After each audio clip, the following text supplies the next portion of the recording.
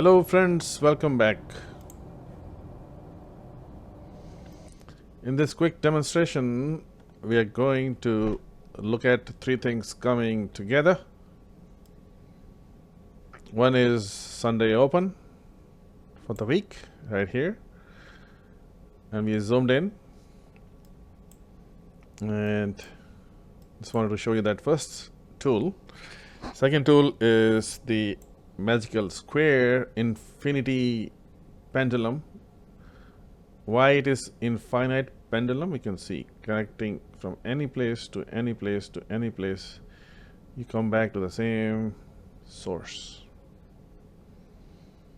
Start from any place. And this is the actual DNA of the magical square. There are lots of them. So that is what we are going to discover now, that there are a few things we are going to be putting together. So the tools we have right now, just drop the tools.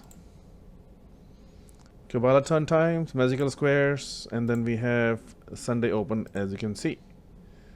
We like 369 frequency, as we talked about. Sunday open went to 6th frequency, came down.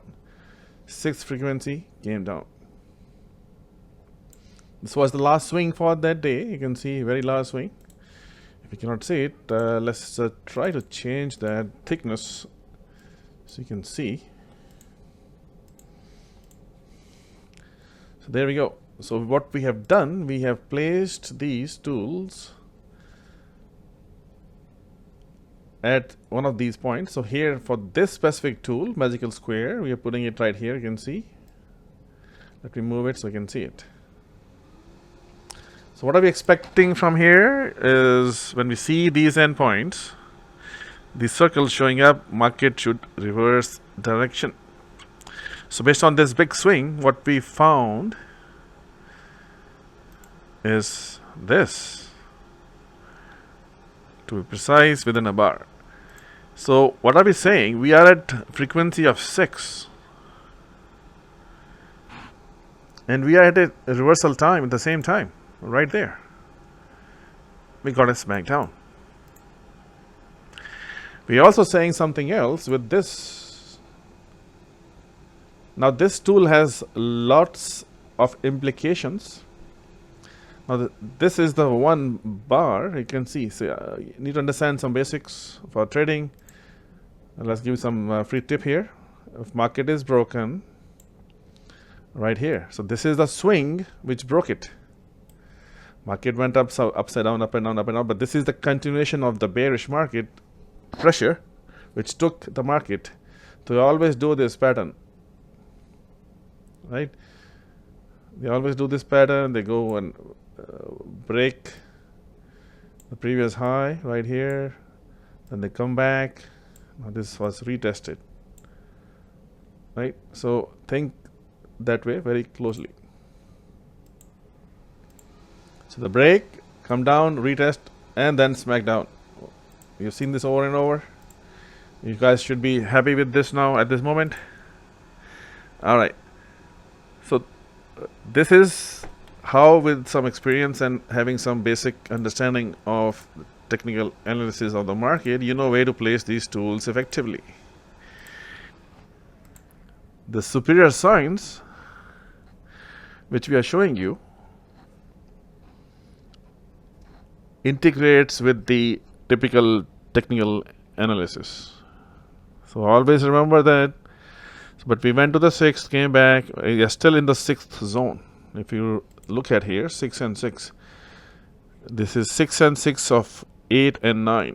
You don't know what that means, which is okay, because you just drag and drop the tool and you make money. All right, so we got rejected.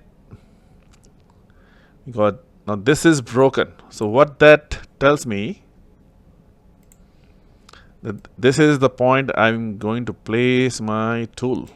And why I want to place there? Because I'm looking for a high and the low. Now this is the low. The buyers came in because we have a buying tail at the bottom. So this swing broke down very aggressively. So this tool, the third tool, which is right here, was placed.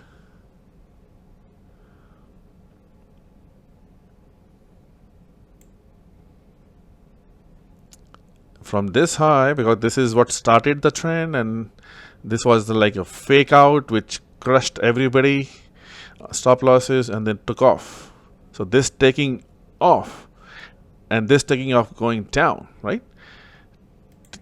This going down, take off on the bearish side and take off, lift off at the bullish side. These are the critical endpoints we're going to use.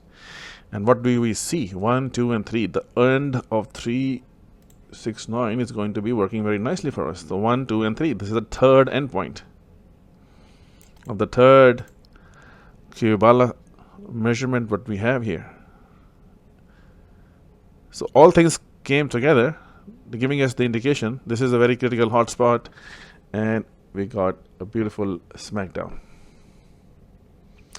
So this is how you start putting with some thoughtful analysis, technical analysis, overlaying that with your own information and knowledge, and adding these superior tools. They come from little different kind of a science, which is not found in any books, unfortunately, but it is aligned with the natural laws. So when you see there are multiple of these coming together, you can have a very positive outcome.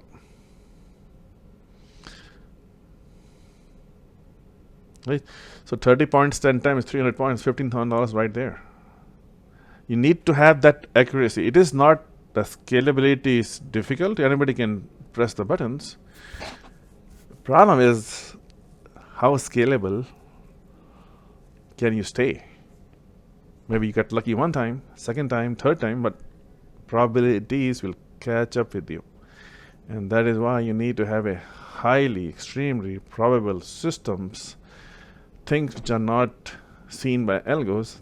Algos don't know them, but they behave.